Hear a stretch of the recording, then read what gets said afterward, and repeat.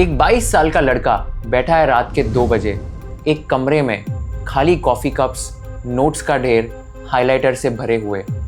ये उसकी तीसरी अटेम्प्ट है सीए फाइनल की अगले 3 महीने में। उसका कजिन सेम एज अभी प्लेस हुआ है एक स्टार्टअप में 18 लाख की नौकरी सिर्फ बीकॉम और एमबीए के साथ। वो लड़का वॉल को घूरता है और एक ही सवाल पूछता है जिसका जवाब उसकी फैमिली कभी ऑनेस्टली नहीं देगी। इस वीडियो में हम उसी सवाल का जवाब देंगे 2026 के हिसाब से, और सीधा बोल देता हूं, ये जवाब कुछ लोगों को शॉक करेगा और बाकी लोगों को लिबरेट करेगा। वीडियो के एंड तक जरूर रुको, क्योंकि लास्ट 3 मिनट्स में मैं आपको बताऊंगा कि किस टाइप के इंसान के लिए सीए 2026 में भी 100% वर्थ इट है और किसके लिए बिल्कुल नहीं। ये मिस किया तो हो सकता है आप आपकी जिंदगी के 5 साल गलत चीज के पीछे लगा दोगे। कुछ नंबर से शुरू करते हैं जो आपको अनकंफर्टेबल कर देंगे। सीए फाइनल का पास रेट 2025 में सिर्फ 7 से 10% के बीच था। ये सोचो 100 स्टूडेंट्स बैठे हैं एग्जाम में, सिर्फ 7 या 10 क्लियर करते हैं एक अटेम्प्ट में। सीए कंप्लीट करने में फाउंडेशन से फाइनल तक आर्टिकलशिप मिला के एवरेज टाइम लगता है 5 से 6 साल। कुछ स्टूडेंट्स 7 से 9 साल लगाते हैं और ये सब हो रहा है उनकी प्राइम ईयर्स में 18 से 26 की उम्र में। और बाहर दुनिया में क्या हो रहा है उसी वक्त, एआई टूल्स जैसे चैट जीपीटी, कोपायलट, क्लॉड और स्पेशलाइज्ड फिनटेक सॉफ्टवेयर अब basic audit task, book keeping और टैक्स फाइलिंग सेकंड्स में कर रहे हैं। बिग 4 फर्म्स अब ऐसे कैंडिडेट्स चाहते हैं जिनको एआई की बहुत नॉलेज है। सीपीए रूट अब काफी आसान और फास्ट हो गया है और ग्लोबल सैलरी ब्रैकेट खोलते ही स्टार्टअप्स और न्यू एज कंपनीज दे रही है 12 से 20 लाख पर एनम बिना सीए मांगे। तो असली सवाल ये नहीं है कि सीए मुश्किल है या नहीं, असली सवाल ये है 2026 में सीए करने की रिटर्न सैक्रिफाइस के लायक है या नहीं। और एक चीज और, सीए में एक बड़ी ट्रैप है जिसमें बहुत सारे स्मार्ट स्टूडेंट्स फंस जाते हैं और बहुत कम लोग ऑनेस्टली इसके बारे में बात करते हैं। 2025 से सीए एग्जाम साल में 3 बार होता है, जनवरी, मई, सितंबर। सुनने में अच्छा लगता है, ज्यादा चांसेस, लेकिन जो स्टूडेंट दोनों ग्रुप्स देता है और कोई भी क्लियर नहीं करता है, उसके पास रिजल्ट के बाद सिर्फ 2 महीने होते हैं। 2 महीने में इनकम्प्लीट रिवीजन, फिर वही दोनों ग्रुप्स, फिर रिजल्ट, फिर fail, revise, mock test, exam, wait, unsuccessful. ये हमेशा चलता रहता है। इसका एक नाम है अटेम्प्ट ट्रैप। जिंदगी पॉज पे, दोस्त आगे निकल गए, लिंक्डइन ब्लैंक है और फिर भी हर अटेम्प्ट में पूरी उम्मीद के साथ बैठना। ये डराने के लिए नहीं बोल रहा हूँ, ये इसलिए बोल रहा हूँ क्योंकि ये रियल है। और इस ट्रैप से बचने का एक ही तरीका है, पहले ये समझना है कि सीए एक्चुअली क्यों करना है और ये क्या रिटर्न्स देता है। अब हम बात करते हैं सीए सैलरीज की और कौन से प्रोफाइल्स में कितना पैसा मिलता है। यहाँ बिल्कुल सीधे बात करते हैं क्योंकि इंटरनेट पे बहुत मिसलीडिंग हेडलाइंस है about CA salaries. ICI campus placements में कुछ सीएस को 20 से 70 प्लस एलपीए मिलता है, लेकिन वो टॉप 1 to 2% फ्रेशर्स है और रैंकर्स है। पूरी पिक्चर अभी देखते हैं। आईसीआई कैंपस प्लेसमेंट 2025 का रियलिटी चेक बताता हूँ। Top offer 70 to 75 LPA, average big 4 fresher package 7 to 10 LPA. Fresh CA के लिए इंडस्ट्री एवरेज वो 6 to 12 एलपीए सिटी और सेक्टर के हिसाब से। एंड बिग 4 में 3 से 5 साल एक्सपीरियंस के बाद आपको 15 to 30 एलपीए मिलेगा। एंड सीएफओ या पार्टनर ट्रैक पर पहुंचने के बाद आपको 50 एलपीए से 5 करोड़ प्लस भी मिल सकता है। अब ये कंपेयर करो बीकॉम और एमबीए फाइनेंस के एक डिसेंट कॉलेज से, जिसमें 8 से 14 एलपीए का पैकेज मिलेगा। सीएफए प्लस फाइनेंशियल मॉडलिंग, जिसमें 12 से 20 एलपीए का 3 साल में पैकेज मिलेगा। सीपीए यूएस इंडिया में 18 to 35 एलपीए, अब्रॉड में $60,000 to $80,000 मिलेगा। एंड डेटा एनालिटिक्स जो फाइनेंस हाइब्रिड के रोल्स है, जिसमें 15 से 25 लाख का पैकेज मिल सकता है। सीए का एडवांटेज रियल है, लेकिन ये तुरंत नहीं मिलता है। ये 7 से 10 साल के बाद किक करता है। सवाल ये है कि तुम इतना लंबा गेम खेलने के लिए तैयार हो या नहीं। अब फैसला करने से पहले मुझे आपको कुछ बताना है सीए के बारे में जो कोई भी सैलरी चार्ट कभी नहीं दिखाएगा। ये पार्ट बिल्कुल मत स्किप करना, यहाँ पे ही ज्यादातर करियर एडवाइस गलत हो जाती है। सीए सिर्फ एक डिग्री नहीं है, सीए एक लाइसेंस है। इंडिया में सिर्फ एक सीए ही लीगली ऑडिट रिपोर्ट साइन कर सकता है, लिस्टेड कंपनी का टैक्स रिटर्न साइन कर सकता है, इनकम टैक्स अपीलेट ट्रिब्यूनल के सामने अपीयर कर सकता है। ये गवर्नमेंट बैक्ड मोनोपोली है जिसे कोई एमबीए या सीएफए कभी रिप्लेस नहीं कर सकता है। और यहाँ एक कंपैरिजन है जो मैं चाहता हूँ आप कभी ना भूलो। अगर मैं कैट फॉर आईएम की बात करूँ तो वो एक दिन में फिल्टर करता है एज कम्पेयर टू सीए जो 5 से 7 सालों तक कंटिन्यूअसली फिल्टर करता है हर 6 महीने में। ये टेस्ट नहीं कर रहा हो कि तुम कितने स्मार्ट हो, ये टेस्ट कर रहा है कि क्या तुम सालों तक बार बार प्रेशर में खड़े रह सकते हो या नहीं।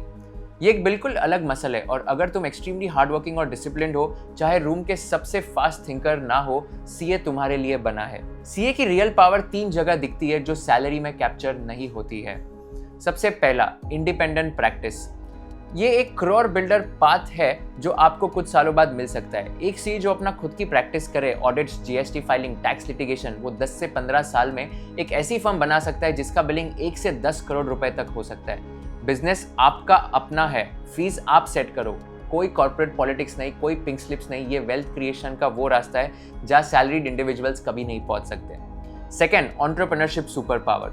इंडिया के सबसे successful first generation entrepreneurs disproportionately CEOs है, क्योंकि वो फाइनेंस, टैक्स, कंप्लायंस और कैपिटल एलोकेशन ऐसे समझते जैसे आईआईएम्स में भी कभी नहीं सिखाते। राकेश झुनझुनवाला सीए थे, कुमार मंगलम बिरला सीए है, और बहुत सारे ऐसे सक्सेसफुल एंटरप्रेन्योर्स हैं जिन्होंने चार्टर्ड अकाउंटेंसी का कोर्स किया है। और फिर वो स्टोरी है जिसमें हमेशा रिमेंबर करता हूँ जब कोई भी पूछता है क्या सीए करना जरूरी है बिजनेस के लिए। और यही, अगर आप केबीसी का सीजन देखोगे तो ये आंसर था मिस्टर कुमार मंगलम बिरला का, जब उनसे पूछा गया कि उन्होंने सीए क्यों किया था। मैंने सोचा था अमित जी क्या ग्रेजुएशन के बाद मैं पापा के ऑफिस जाऊंगा और काम शुरू कर दूंगा।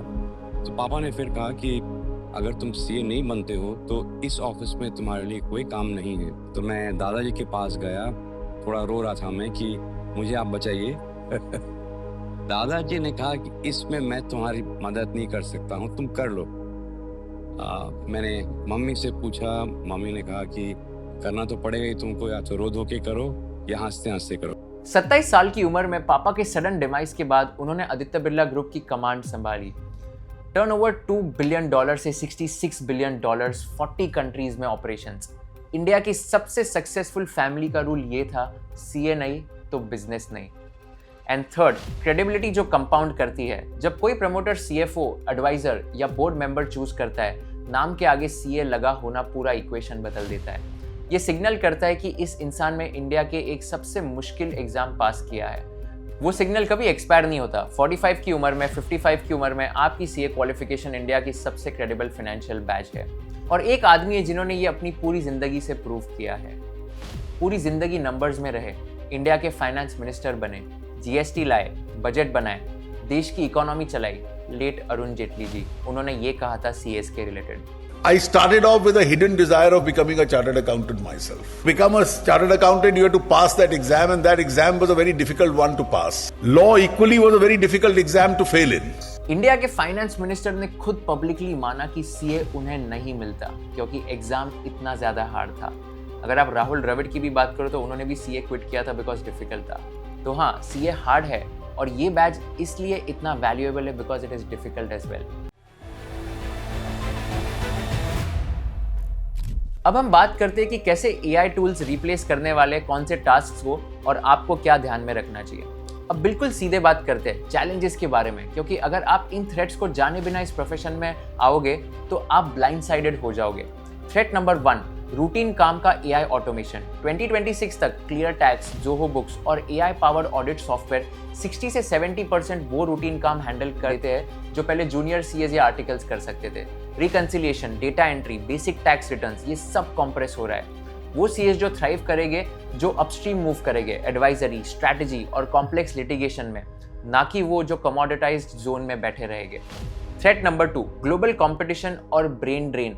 इंडिया के बेस्ट सीए टैलेंट इंक्रीजिंगली दूसरे कोर्सेज भी कर रहे हैं और दूसरे कंट्रीज में जा रहे हैं। वो सीएफए चूज कर रहे हैं या ईसीसीए चूज कर रहे हैं, जिनमें ज्यादा सैलरी भी मिल सकती है अगर वो इंडिया के बाहर जाते हैं। थ्रेट नंबर 3, परसेप्शन का प्रॉब्लम।